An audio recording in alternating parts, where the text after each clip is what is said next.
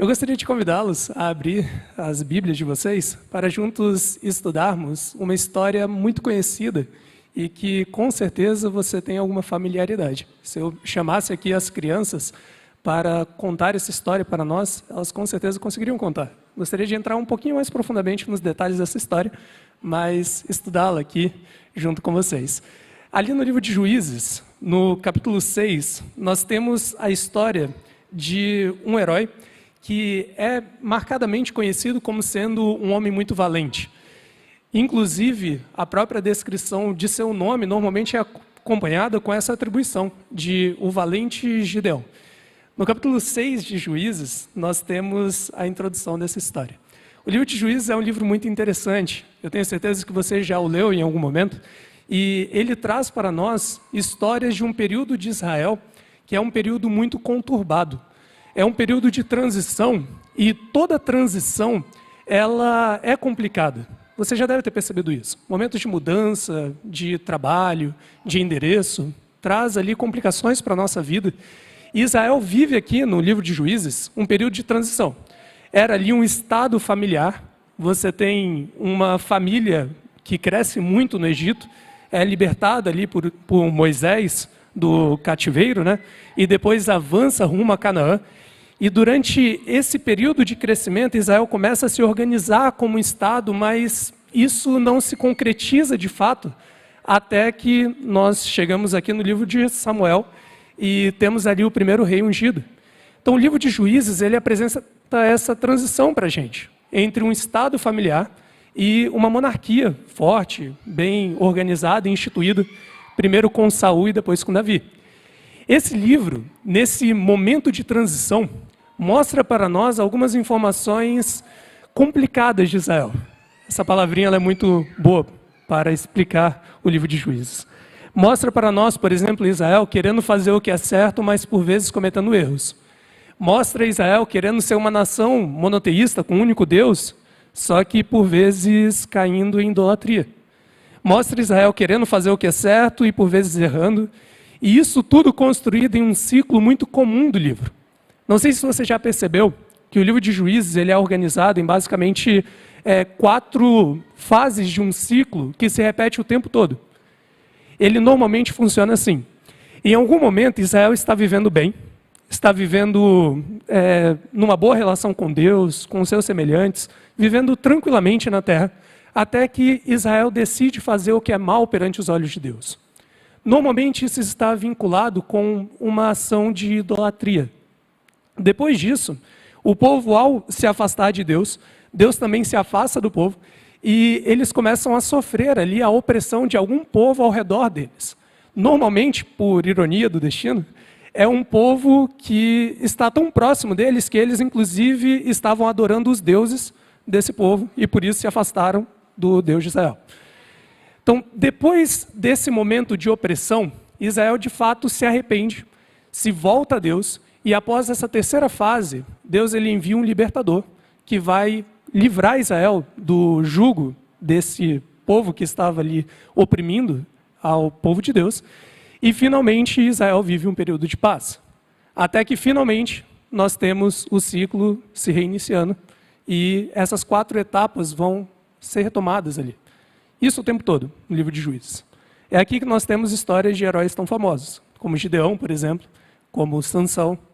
Você vai lembrar de outros, Débora, você vai lembrar de vários aí na sua mente.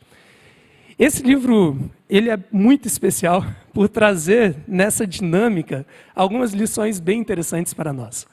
Porque apresenta aqui, talvez, as melhores características dos heróis da Bíblia. Esses heróis eles não são descritos ali como normalmente são os heróis da nossa literatura, sabe? Aqueles heróis que são inalcançáveis, que são completamente revestidos de boas qualidades. Aqueles heróis que você não consegue olhar e falar, olha, mas que problema é essa pessoa? Os heróis bíblicos, eles são diferentes. Porque eles são muito humanos, muito reais. E por isso você vê tanto as características positivas deles, características que você deve aplaudir, quanto características negativas, problemáticas, como qualquer ser humano que eu e você conhecemos. Esses são os heróis que nós temos aqui na Bíblia. Às vezes nós queremos romantizar um pouquinho esses personagens. E aí nós focamos só na parte positiva. Faz parte de quem nós somos. Quando gostamos de alguém, normalmente nós exaltamos, né, as boas qualidades e acabamos diminuindo um pouco as qualidades que não são tão boas. Mas é sempre importante nós olharmos para os dois lados. Isso nos ajuda um pouco a tentarmos entender na complexidade do ser humano, da pessoa humana, como Deus ele se relaciona. Porque nós somos complexos também. E Deus se relaciona conosco assim. Eu gostaria de convidar vocês, então, e agora já para entrarmos no texto, acompanharmos aqui a história de Gideão, conforme aparece no início do capítulo 6 de Juízes. E antes de explorarmos mesmo a história, feche seus olhos, vamos fazer uma breve oração para pedirmos a presença de Deus.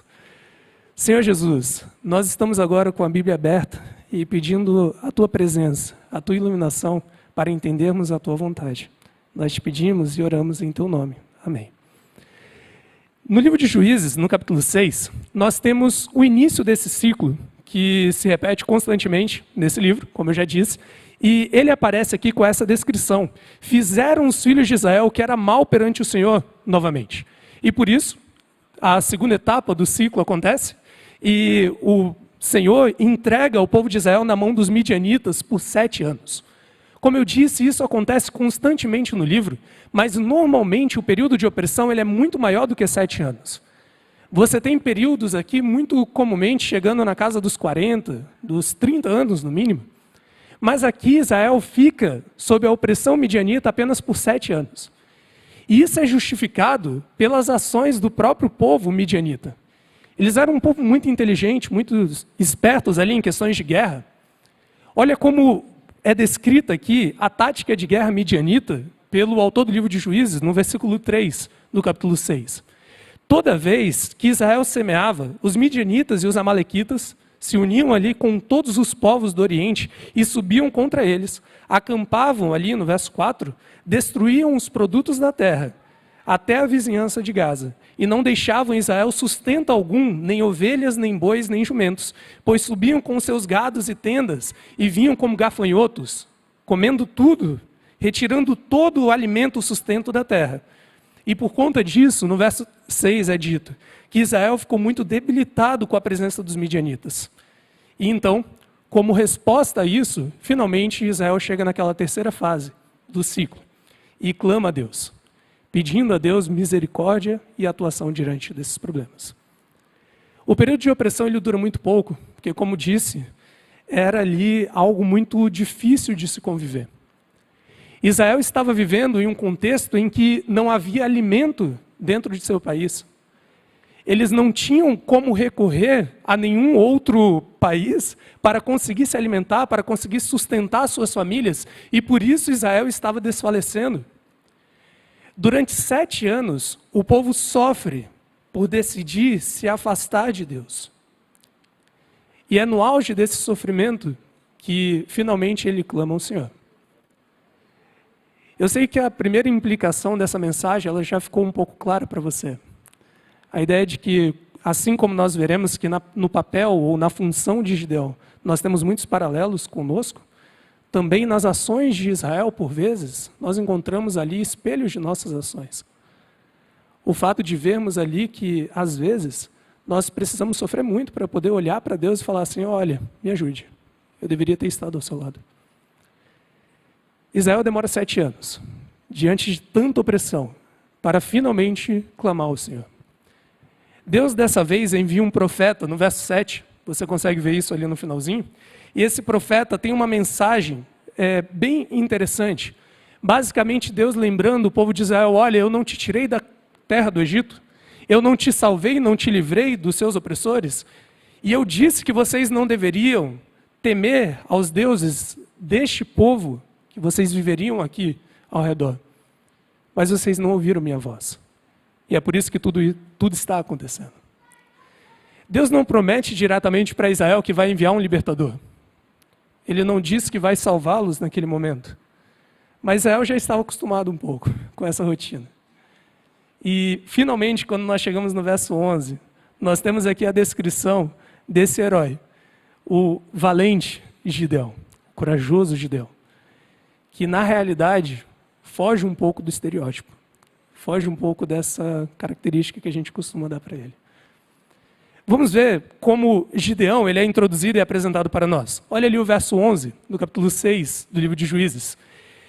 É introduzido aqui um personagem para nós que é muito famoso no texto do Antigo Testamento. O anjo do Senhor, uma figura que, embora venha aparecer aqui no texto bíblico como uma figura distinta do Deus, né, do Deus Pai ali, ele também tem algumas características ou atribuições divinas ao longo do texto. E esse anjo do Senhor, ele se aproxima de um território ali de Israel, e ele se assenta debaixo de um carvalho que está em Ofra. Esse carvalho, ele pertence a um homem chamado Joás, ele é abiesrita. E ali ele consegue perceber um homem, seu nome é Gideão, ele é filho de Joás. E ele está fazendo algo que apresenta para nós as primeiras características desse personagem. Ele está ali malhando, ou retirando o trigo da espiga em um lagar, com a finalidade de colocar aquilo a salvo dos midianitas. Você com certeza já ouviu essa explicação, mas apenas para lembrá-lo, o lagar era o local, no contexto israelita, era o local em que o povo retirava as uvas, né, o fruto da videira, e levava até este ambiente para que as uvas fossem pisadas ou prensadas, e assim o suco fosse retirado. Era um ambiente para processamento ali dos frutos da vide, das uvas. Ali era o lagar.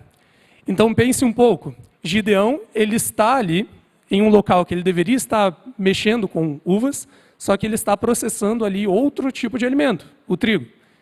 Isso já nos mostra dois aspectos da personalidade de Gideão.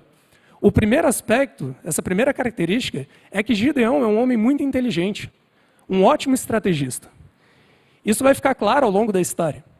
Afinal de contas, Gideão, ele sabe que o povo midianita, eles têm o costume de vir até Israel, no momento da colheita de um dos frutos, né, para roubá-los. Então, se aquele momento era o momento da colheita do trigo, eles não buscariam no lagar esse tipo de alimento. Eles buscariam no local propício para o processo do trigo, certo? Então, Gideão é um homem inteligente. Ele vai até o lagar para colocar aquele alimento a salvo dos midianitas e conseguir sobreviver. Só que, relacionado a isso, você percebe que Gideão também é um homem, vamos usar já essa palavra, um tanto covarde. Porque Gideão, ele não tem o interesse de salvar Israel de alguma forma.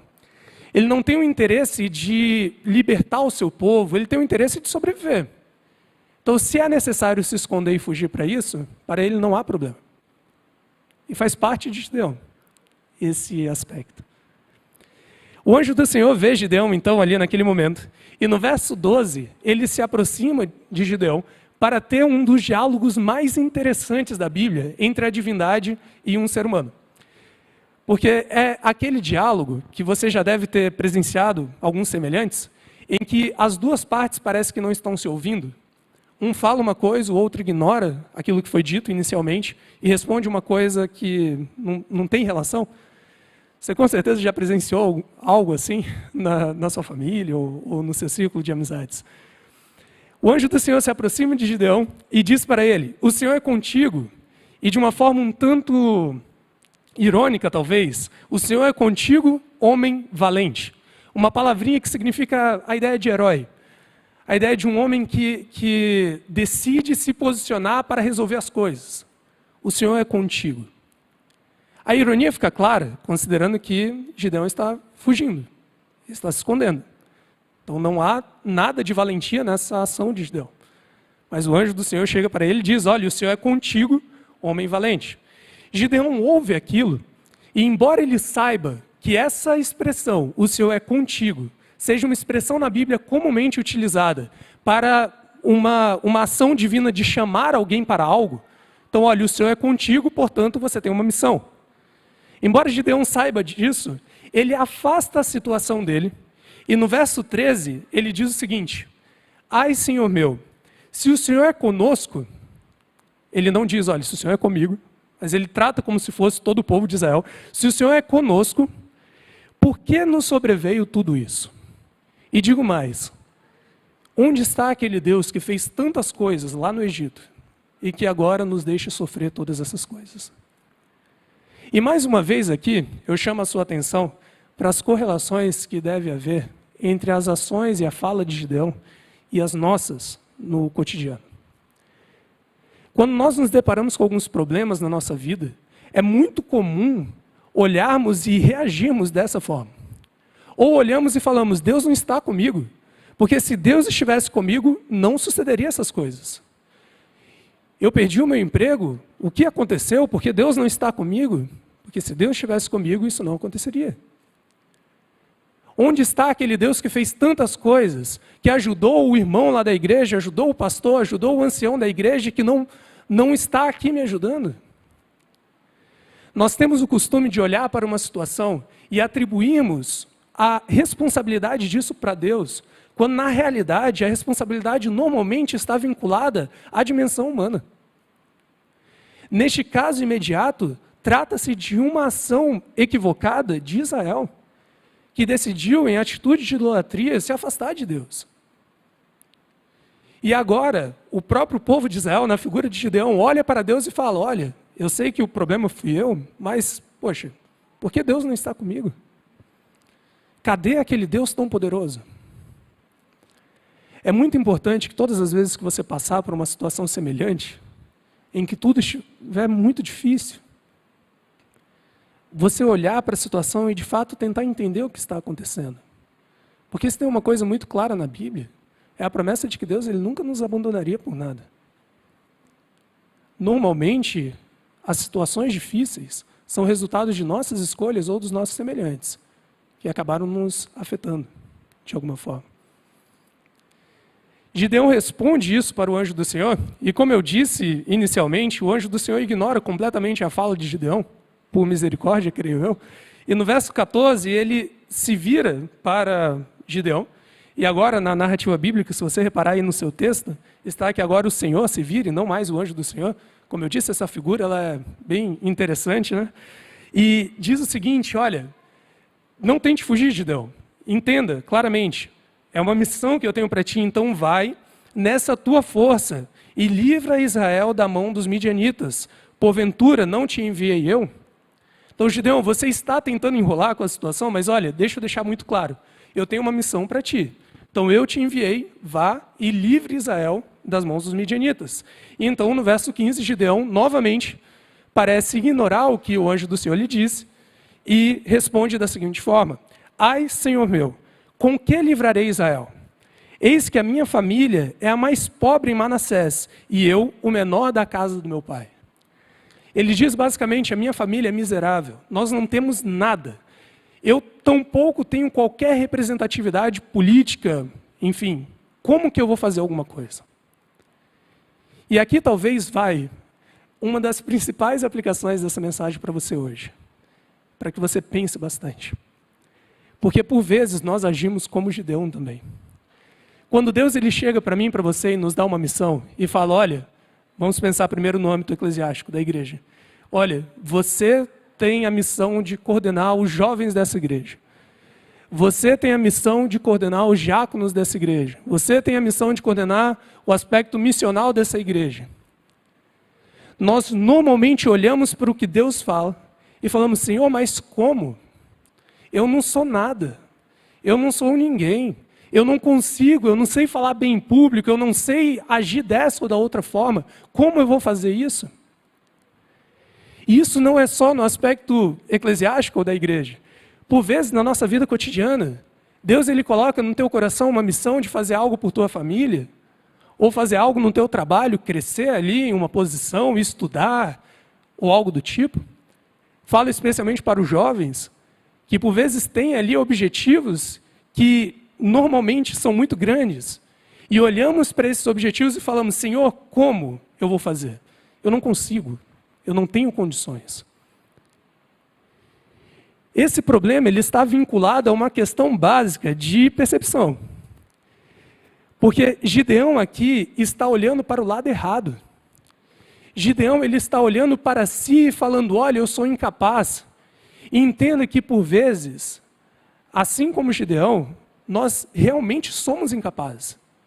Gideão não estava mentindo, a família dele era muito pequenininha. Ele não era alguém representativo. E por vezes quando você olha para Deus e fala assim, eu não sou capaz, isso pode até ser verdade. Só que entenda que no processo de convite de Deus para uma missão que Ele te dá, você não precisa e não deve olhar para si mesmo. O processo ele deve ser diferente. E o anjo do Senhor esclarece isso para Gideão no verso 16, quando ele ignora novamente o que Gideão fala. E ele diz o seguinte, Gideão, entenda, já que eu estou contigo, você vai ferir os midianitas como se fossem um só homem. Já que eu estou contigo. O que Deus fala para Gideão é o seguinte, olha, você está olhando para o lado errado. Você não tem que olhar para dentro de si mesmo. Você precisa olhar para mim. Porque a base da missão que Deus nos dá, ela não está enraizada em nós mesmos ou em nossas capacidades. Ela está enraizada em quem Deus é. E isso muda drasticamente as coisas. Porque você não vai olhar para Deus e falar assim, oh, mas olha, o Senhor não é capaz de fazer isso. Você sempre vai olhar para Deus e vai ver a capacidade dele, porque ele é Deus. Então, você precisa entender, assim como Gideão entendeu depois de duras penas, que quando Deus ele tem uma missão para você, essa missão está baseada em quem Ele é. E você pode simplesmente aceitá-la e colocá-la em prática na sua vida, porque ela não depende de você. Depende apenas da sua aceitação. Depende apenas que você se comprometa a colocá-la em prática. Gideão, ele finalmente entende esse aspecto. Mas o aspecto mais medroso ou covarde de Gideão, ele ainda fala um tanto alto.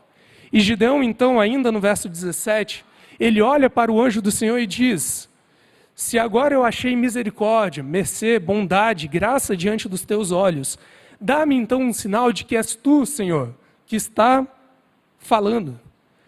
Dê-me um sinal de que essa é a vontade de Deus. Assim como por vezes nós fazemos também. E então, ele pede, no verso 18, olha, por favor, não saia daqui, enquanto eu não for até a minha casa, e te prepare uma oferta. O anjo do Senhor então responde para ele, olha, pode ir, eu vou esperar até que você volte. E dos versos 19 até os versos 22, nós vemos um momento bem interessante. Gideão ele vai até sua casa, prepara uma oferta ali, carne de cabrito, bolos asmos e etc. E quando ele traz até o anjo do Senhor, esse indivíduo, ele ordena que Gideão leve até uma rocha que tinha ali, disponha de uma certa forma a oferta, e então depois que ele faz isso, o anjo do Senhor, e se você olhar ali o verso 21, você verá isso, o anjo do Senhor ele pega aquilo que estava em sua mão, toca no pedaço de rocha que tinha ali, e então sobe fogo imediatamente daquele local. Consome tudo o que ele tinha colocado ali. E o anjo do Senhor desaparece da presença de Gideão. Eu te pergunto, fica evidente para Gideão que isso veio de Deus? Gideão não tem espaço para questionar se aquilo era ou não era sobrenatural. Ele vê um indivíduo que toca com algo em sua mão, uma rocha, sobe fogo daquilo, consome e desaparece no meio de um campo aberto de sua frente. Obviamente aquilo provém de Deus. E você espera aqui que Gideão se torne aquele homem valente que nós ouvimos falar sempre, que vai agir conforme a vontade de Deus, porque finalmente ele viu de forma muito clara e inequívoca que aquilo provém de Deus, é uma missão de Deus. É isso que a nossa expectativa ela traz. Só que finalmente, ou infelizmente, quando olhamos no verso 25 e percebemos a primeira missão que é dada por Deus para Gideão, nós vemos que as coisas não acontecem bem assim. Gideão ele recebe a sua primeira missão, que é basicamente ele ir até o local onde seu pai vive, olhar ali um altar que tem para dois deuses, que é Baal e Asherá, e ele deve ali destruir o altar para esses dois deuses e oferecer um holocausto sobre esse altar para o Deus de Israel. Ele recebe essa missão e você espera que esse indivíduo que já conversou com Deus, que viu claramente que algo vinha de Deus, ele age de uma forma bem corajosa, valente e heróica. Mas o próprio texto bíblico, no verso 27, diz que Gideão ele realmente organiza as coisas para ir até lá, fazer o que Deus tinha mandado. Ele reúne alguns servos, ele vai até o local específico, só que temendo ele, tendo medo, se acovardando, a casa de seu pai e dos homens daquela cidade, ele não fez de dia, mas de noite. Ele vai na calada da noite. Algo que deveria ser uma declaração pública de fé. Ele vai na calada da noite para que ninguém veja e destrói as coisas, oferece um sacrifício no altar para o Deus de Israel. Gideão ele cumpre a missão, só que ele ainda está muito temeroso. Ele ainda não é aquele homem heróico. E isso confronta um pouco com a nossa expectativa, porque esperamos que quando Deus ele fala algo para alguém, e deixa claro que aquilo provém de Deus, aquela pessoa ela vai colocar aquilo em prática, vai executar a missão, correto? Pensamos isso normalmente de outras pessoas, de nós mesmos é um pouco diferente. Mas dos outros, normalmente pensamos assim. Gideão ele faz durante a noite, por medo. Essa característica de covardia de Gideão, ela se confirma até mesmo depois, quando logo ao acordar, os homens daquela cidade percebem o que aconteceu e eles buscam o responsável e Gideão não se posiciona. Gideão não se apresenta como sendo aquele que defendeu o Deus vivo. Gideão sequer se defende da acusação ou do juízo de morte que ele recebe dos homens daquela cidade. Ele precisa que o seu pai vá defendê-lo. E você vê isso no verso 30 do capítulo 6 de Juízes. Ele precisa que Joás vá defendê-lo, porque sequer isso ele faz. O homem que nós esperamos que vai ser aqui o nosso herói, infelizmente ele se acovarda na sua primeira missão. Quando nós olhamos a seguir, o momento em que Gideão ele se safa desse primeiro juízo, né? No verso 33 é dito que, mais uma vez, os amorreus, né, os midianitas, os amalequitas, os povos do Oriente, aquelas pessoas ao redor, acampam ali para atacar Israel. E nesse momento, no verso 34, nós temos uma descrição aparecendo que ela é muito forte na Bíblia. É dito aqui, e se você olhar aí na sua Bíblia, então o Espírito do Senhor revestiu a Gideão. Você deve se lembrar dessa expressão em alguns momentos. Lembra o que acontece quando Sansão é revestido do Espírito do Senhor? Se lembra? Com uma queixada de jumento, derrota um exército. Sem força alguma, ele consegue ali destruir pilastras de um templo enorme. Ele consegue coletar ali 300 raposas e destruir toda a seara dos filisteus. Quando o anjo do Senhor reveste alguém na Bíblia, você espera um ato heróico. Você espera que grandes coisas vão acontecer, porque o Espírito do Senhor está sobre alguém. Mas essa expectativa, novamente, é frustrada com Gideão. Porque depois de ter ali o Espírito do Senhor revestindo a ele, ele toca ali a trombeta, chama para perto de si várias pessoas, um exército. Só que ao invés de ir para a batalha, no verso 36, acontece aquela história que talvez é a história mais famosa de Gideão. Momento em que ele chega para Deus e fala: Senhor, eu já conversei diretamente com o Senhor e vi que o Senhor tem a missão para mim. Eu já confirmei que era o Senhor, naquele primeiro pedido que eu fiz. Mas eu preciso ter a certeza agora. Então, por favor, Senhor, se realmente hás de livrar Israel, e você vê isso no verso 36, se realmente hás de livrar Israel por meu intermédio, como disseste, se realmente o Senhor vai cumprir sua palavra, por favor, faça o seguinte. E nós temos aquela história. Primeiro, um molho de lã. A lã deve ficar totalmente cheia de orvalho, ao redor deve ficar seco. E depois o contrário. Por 2 vezes Gideão, ele testa Deus, para confirmar se realmente Deus cumpriria a sua palavra. Se realmente Deus faria o que ele tinha prometido. Esse é Gideão. Gideão é uma figura que, muito embora vá se tornar muito valente, como nós veremos, podemos ver, melhor dizendo, nos próximos capítulos, que muito embora vá se tornar um grande líder de Israel, que muito embora vá se tornar um grande homem, que colocará seu nome na história, é uma figura que é muito humana também. E que sofre de medo diante de um exército muito maior do que o seu.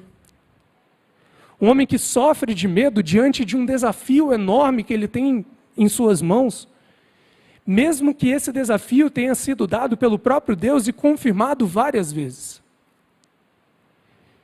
E Gideão é um homem que, de tão humano, ele chega até Deus e ele consegue ter a coragem, mesmo diante de sua covardia, de pedir a Deus insistentemente sinais. Mas essa não é a parte mais interessante da história.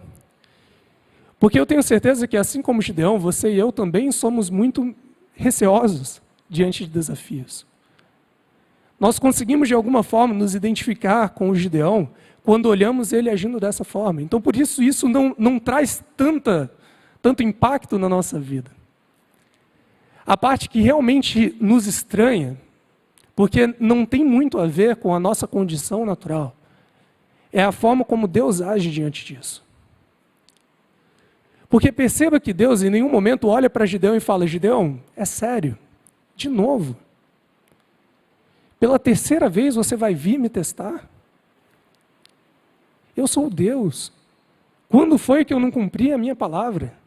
Você já confirmou que era uma missão minha, agora você está querendo testar se eu vou cumprir, se eu vou fazer aquilo que eu prometi?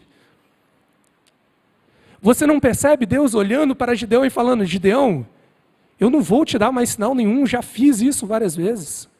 Eu não vou te dar mais oportunidades, eu não vou te dar mais aquilo que você precisa. Você já alcançou aqui esse limite. Você não percebe isso. É até interessante, esse é o último texto que a gente vai se atentar. No capítulo 7, quando Gideão, finalmente, depois desse pedido de sinal para Deus, ele reúne o seu exército e ele vai acampar diante ali do exército midianita, ele finalmente tem ali um momento bem interessante com Deus. Porque no verso 9, se você olhar, logo depois ali dele reunir o seu exército, naquela mesma noite o Senhor diz para ele: levanta-te e desce contra o arraial, porque eu o entreguei em tuas mãos. Gideão ele não tem coragem aqui de pedir um outro sinal para Deus, ou de duvidar mais uma vez. Mas ainda assim Deus fala no verso 10, se ainda temes atacar, Gideão não precisou falar. Deus olha para Gideão e diz: se ainda temes atacar, se você ainda tem medo de avançar, pegue o teu moço, o Pura, e vai até o arraial, e você ouvirá algo. Quando ele desce até o arraial inimigo, o acampamento inimigo, o verso 14 conclui a conversa de dois indivíduos que estão ali ouvindo o relato de um sonho de um deles, e na interpretação desse sonho, o inimigo diz para Gideão ouvir o seguinte: não é isto outra coisa, senão a espada de Gideão, filho de Joás, homem israelita. Nas mãos dele entregou Deus os midianitas e todo este arraial. É interessante que nesse momento, ao contrário do que esperaríamos de Deus, de olhar para Gideão e falar: Gideão, de novo. Deus ele faz questão de chamar ao seu servo e apresentar-lhe um outro sinal. Porque mesmo que Gideão não tivesse coragem agora de pedir novamente, Deus sabia que ele precisava. Deus conhecia o servo dele. Isso nos mostra uma profundidade da misericórdia de Deus que é incrível. Isso nos mostra a forma como nosso Deus é bondoso, que nos faz não conseguir entender profundamente, porque quando olhamos para nós mesmos, nós somos muito diferentes disso. Por vezes, na própria avaliação que fazemos de nós mesmos, quando olhamos para aquilo que Deus coloca diante de nós e percebemos que por diversas vezes acabamos ficando receosos, com medo, ou fugindo daquela missão, daquele objetivo, nós mesmos às vezes olhamos para dentro e falamos: olha, eu não tenho mais jeito. Eu não consigo mais. Sabe aquela história de fundo do poço? Você já deve ter ouvido ou falado para si mesmo. O ser humano ele tem um costume de olhar e falar isso. Eu já fui longe demais, não consigo mais. E se não bastasse para nós mesmos, nós fazemos algo que é até talvez pior. Nós temos o costume de olhar para o nosso próximo e fazer a mesma coisa. Olhar para o nosso irmão e falar, nossa, de novo. Essa pessoa está querendo de novo que a igreja aceite ela. Essa pessoa está querendo de novo que eu mostre algo, que eu dê um voto de confiança, ou que eu ajude em mais um momento de fraqueza depois de tantos outros. A ação de Deus, ela traz esse choque, faz esse impacto, porque ela é muito diferente da nossa. A questão é que nós, quando olhamos e nos deparamos com esse tipo de ação divina, devemos pensar muito e considerar aquilo que nós somos e a forma como nós agimos. Porque se Deus, que é Deus, sendo grande e maravilhoso como Ele é, se dispõe a agir para com um homem como Gideão, que por diversas vezes duvida de sua palavra, por diversas vezes rejeita a sua missão e tenta fugir daquilo que ele dispôs para ele. Se Deus consegue agir com misericórdia e não se irritando, indo além daquilo que esse indivíduo pediu, por que nós não podemos fazer isso para com o nosso semelhante? Já que somos tão problemáticos quanto ele, talvez tão problemáticos quanto Gideão. Por que não conseguimos tentar imitar a Deus e oferecer um pouquinho dessa misericórdia para aquele que é problemático como eu? Dentre muitas coisas que a história de Gideão nos ensina, e já mencionamos elas ao longo dessa mensagem, eu gostaria que você fosse para casa pensando um pouquinho a respeito disso. Lembrando que a misericórdia de Deus ela vai tão longe que acaba sendo estranho para nós. E isso tem implicações para você como pessoa. Então lembre-se que não tem fundo do poço quando agimos e tratamos com o nosso Deus. Deus ele vai fazer aquilo que for necessário para você, para te salvar, para te ajudar a cumprir a missão dele, para estar ao seu lado no objetivo que ele colocou em suas mãos. Não importa quantas vezes você precisar. Entenda que eu estou falando aqui de situações de fraqueza e necessidade, não de aberta rebeldia e etc. Entenda as diferenças.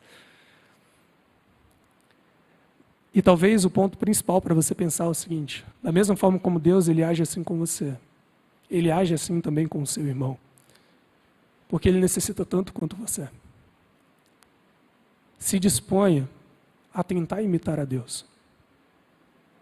A olhar para o seu irmão e falar, olha, se Deus ele foi bondoso e misericordioso comigo, para tentar me alcançar por tantas vezes, para tentar ir do meu lado, mesmo quando eu falhei tanto, esse meu irmão, ele também merece isso. Ou melhor, ninguém merece, né? Mas ele também receberá. E cabe a mim tentar reproduzir um pouquinho dessa imagem. E agir também de forma misericordiosa.